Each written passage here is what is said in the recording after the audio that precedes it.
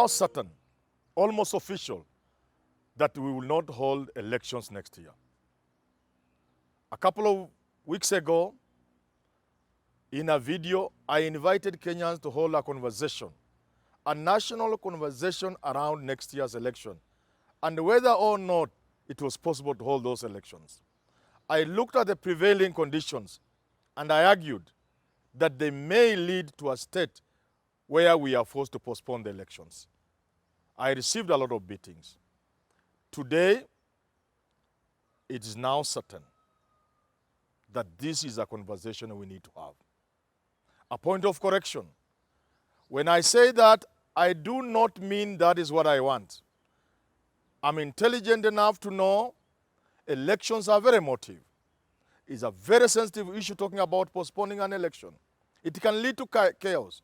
But the argument I'm advancing is this. Would it not be better to be prepared than to find ourselves unable to hold an election and there are no attendant structures to help us navigate through that problem? That is a question. And why am I saying this is certain? That on top of the reasons I gave last time, and on top of the very obvious signs around you as you criticize me, go back a time like this, before the 2017 elections, before you throw barbs at me, ask yourself, are you seeing what you saw that time? Are you seeing the activities from IEBC? Are you seeing activities from political parties? Go back to such a time in 2016. Are you seeing activities in court? Are you seeing Parliament moving, making laws, changing laws to cover the 2017 election? If you are not seeing that, sit down properly and listen to me. And listen to the voice of reason. I am saying there's a possibility. Today it is certain because of the ruling. I'm going to show you how this judgment of Justice Professor Ngugi makes it impossible for us to hold elections next year. But before I go there, let's look at the ruling. I'm not a lawyer, and therefore I'll not bother myself with a lot of things. The first thing I note, this was a monumental judgment. This is the kind of judgment this country desires. That is the kind of court we need. Bold, assertive. From Thursday night, Kenyans can go to bed knowing, they can sleep soundly knowing, if you found yourself before a court of law, you will receive justice. Kenyans can go to bed and sleep knowing very well, if you have an issue in court, our courts can attend to that issue without bias. Assertive, bold, without receiving telephone calls, without looking back to see who is listening. That is a court we want. Coming after the Maraga September 1st ruling, judgment, that nullified President Uhuru's election. This is what this country desires. We must therefore celebrate the 5 judges. We must celebrate the judiciary. It's a moment of pride for Kenyans. However, I am certain that this judgment has a lot of flaws without being a lawyer. Why? It was a simple case involving an amendment of the Constitution of Kenya. The judges allowed themselves to be entertained by people who brought matters which, though useful and important, are not relevant to the amendment of the Constitution. The court allowed itself to become academic. We can be academic about anything. We can be academic about the 2-term limit. We can be academic and argue that the 2-term limit can be changed to 3-term limits. We can be academic about anything. This was a simple, straightforward. And therefore, if this thing is brought to a court of appeal, the court of appeal, I'm convinced, will only have one problem. They will lack the intellectual power that the Ngugi bench had. So, that might be the problem. But otherwise, it's a simple, straightforward case of ticking the boxes. When there were many issues brought before the court consolidated the cases I would, I would, I would have, I would have hoped that upon consolidating the cases, the next step would have been to isolate the cases that will, the issues for determination. The court never did that. It allowed itself to pronounce itself on everything. Mistake number one, monumental mistake. They should have isolated the issues for determination, and those issues will have centered around an amendment to the Constitution. Does the Constitution talk about amendment? Does it say how you can amend it? Yes. Does it give a roadmap? Yes. Do the people who have come up with this amendment, have they followed the provisions of the Constitution? In my thinking, yes. Simple, you come up with an idea, a general idea, collect signatures, turn it into a bill, which they did, give it to IBC, which they did. IBC then verifies the signatures, which they did. It goes to the county assemblies, they did. It goes to parliament, they did. Next, it is going to the president, who upon finding that some of the issues within that bill are protected in the Constitution, sends the whole thing to IBC to conduct a referendum. That is as simple as it is. The issues that have been canvassed by the petitioners, that the court allowed itself to get into, are irrelevant to the case, completely irrelevant. And that's how the Court of Appeal would look at it, irrelevant. It is irrelevant. For example, even the issue of who initiates, it is debatable. Can the president initiate as the president? And must it be Wanjiko? Can the president be Wanjiko? The answer is yes. The answer is yes because Wanjiro is a Kenyan, Uhuru is a Kenyan. To that extent, Uhuru can be Wanjiko. Now, but more specifically, the President of the Republic of Kenya can cause an amendment to the Constitution through the AG, who, by the way, is very wanting. My advice to Uhuru Kenyatta, look for an AG. If you are not that tribal, bring on board Otienda Molo. That's just my advice. He can, through the AG, cause Parliament to use Article 256 and amend the Constitution through parliamentary initiative. But ask yourself, how if Parliament would not listen to the executive? There are numerous examples of the executive having to convince Parliament unsuccessfully. President Donald Trump wanted to build the wall. He faced a defiant Parliament. Congress refused to grant him the funds. Back home, President Kibaki and Prime Minister Raila Odinga tried to convince Parliament to set up a tribunal to try the post-election cases at home. They refused. And that's why President Uhuru Kenyatta, William Ruto, and the rest found themselves at The Hague. Parliament refused to listen to Kibaki. They refused to listen to Raila. So it is possible that the executive will have a problem with Parliament. Now, when the legislature becomes a no-go route for the president, what would he do? I think, maybe even unknowingly, to the framers of this constitution, this was a route open to the president. He may want to change the constitution in the interest of Kenyans, because from State House you see things other players don't see. And then you have a problem. Parliament will not do it. Then you can go through the popular initiative. The Constitution does not define to us who initiates. Who is this Wanjiko? It is only somebody's interpretation. I argue it is a wrong interpretation. Just as there are many things. So when you look at that ruling, including simple things like there must be a voter registration, surely. Voter registration is ongoing. They want IBC to prove.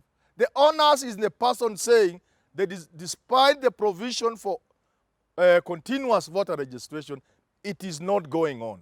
I was not registered.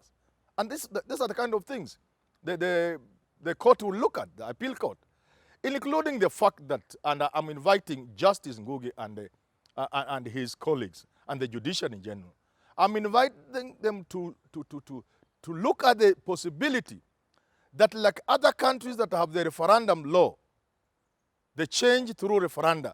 We are going to have so many people introducing referenda in this country. Are we saying that every time you want to have a referendum in this country, and there could be as many as 20 in a year, you are going to have voter registration? I also invite the judiciary to look at this. A by-election is time-bound. From the time the writs are issued by the Speaker in terms of a by-election, there is a time limit. That time limit will not allow for mass voter registration. In any case, it will be a contradiction, because even if there's ongoing voter registration, there's a caveat that it is frozen when a by-election is being held in a particular constituency. You freeze. So you can see the contradiction. And there are many other things within this judgment that if you look at it critically, look at the history from Justice Odunga. Wonderful history. But I thought that history was to show how the BBI idea came about. But instead, they wanted that history, and they are stuck in history, to inform future amendments. Wrong. The history Justice Odunga read was about a reform movement that gave us the Constitution. Once we got the Constitution itself has an inbuilt mechanism of being amended. And to argue, as the court did, that there are certain no-go clauses, that you cannot amend certain clauses, that you have a clauses in the Constitution which, according to the court, are eternal, is wrong. Outright wrong. Let me tell you, which is more serious? To have a clause that you call eternal, or to challenge the supremacy of the Constitution. The Constitution itself says you can't challenge the supremacy of the Constitution. Can you compare that to a clause which you are calling eternal? The Constitution also says you can challenge and have the boundaries of Kenya changed. The boundaries of Kenya. Yes, somebody can argue we don't want to have problems with Uganda. Let them take Migingo, and you take it to a referendum. If the Constitution can allow you to entertain the thought of changing the boundaries of Kenya and challenging the supremacy of that Constitution, you cannot tell me that there can be a clause that you cannot amend. What you can tell me, and this I thought where the court was going, advice for future, that we need to protect certain clauses of our Constitution. Going forward, Kenyans might have to bring a referendum that protects certain clauses, like America, for example. They say Congress shall make no law to abridge the freedom of the press and other freedoms. We need clauses like that in our Constitution through an amendment. Secondly, to argue that you can have clause by clause amendment of the Constitution and then proceed to say there are 74. Do you know how long it will take to amend 74 clauses of the Constitution? But more importantly, the court would have advised and have asked the NGO people, Linda Katiba, you bring a constitutional amendment that spells out clearly you cannot bring an omnibus bill to change the Constitution. That if you want to change the Constitution, there's a limit to the number of clauses you can change. There's a limit to the number of chapters you can touch. That has to be provided for in the Constitution. But this academic, philosophical, the doctrine of structure, that is neither here nor there. And the appeal court must bring itself to bring out that clearly, that the Constitution is clear about amendment. All these other extraneous issues can be debated. Oh, IBC, is it well constituted? Oh, these are those are issues that are relevant to Kenyans, but not relevant to the question of amending the Constitution. Finally, I did argue about elections next year. Let us be very good citizens. And let's allow Uhuru Kenyatta to be a good citizen and a good president. Law-abiding. Let him begin by appointing the 40 judges. Law-abiding. Good, President Kenyatta. Don't appeal this ruling, President Kenyatta. Don't. In any case, you don't even have an age you can appeal a ruling. Don't appeal. So this judgment stands. Very good president. President Uhuru Kenyatta, a very good president. Law-abiding. Dissolve parliament. Because you have been asked to dissolve parliament. Where are we? Kenyans. No parliament. You cannot constitute IBC. No IBC, because parliament is dissolved. No IBC, you cannot have another parliament. Kenyans, please listen to me. No parliament, no IBC. no IBC, you cannot hold elections. Because Uhuru has become a very good man. What options are you left with? 3. 1, Uhuru rules by decree. Maybe he invites Raila, Wetangula, Kalonzo, Mudavadi, even Ruto, to have a transitional government as we figure out how to address this constitutional crisis. Is that what you want? The second option is Kenyans to take over their country. Because you cannot hold an election in the absence of IBC and parliament. So you take over your country and decide the way forward. The beginning point might be to go to court using this judgment that has indicted the president. And the court says he cannot continue being president. And because you cannot have another election, so Uhuru goes to Gatundu. You take over your country. And you listen to Justice Odunga in terms of the Constituent Assembly. So you begin organizing yourself around Constituent Assembly or assemblies. You might be reminded, even constituting that assembly is not a small matter. The best example is from Zaire, Congo. Who attends it? The issues. A caretaker government. 1, it can take a long time. 2, it is noisy and messy, if we quote Wetangula or Weta. It is difficult to have to organize things. We have examples, even in the recent past, of people who have attempted to do it themselves. It is so messy. The third option, I will not mention, but you know it. None of these 3 options are attractive to me. Therefore, as you cheer this judgment, you must be awake to what it brings. You must be aware that if this judgment is not set aside, you could find yourself as a people in a very difficult situation, and certainly in a constitutional crisis. Don't cheer it. Pray.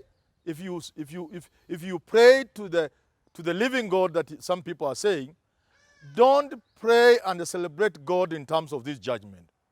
Ask God to give wisdom to the Court of Appeal. Let them set aside this judgment.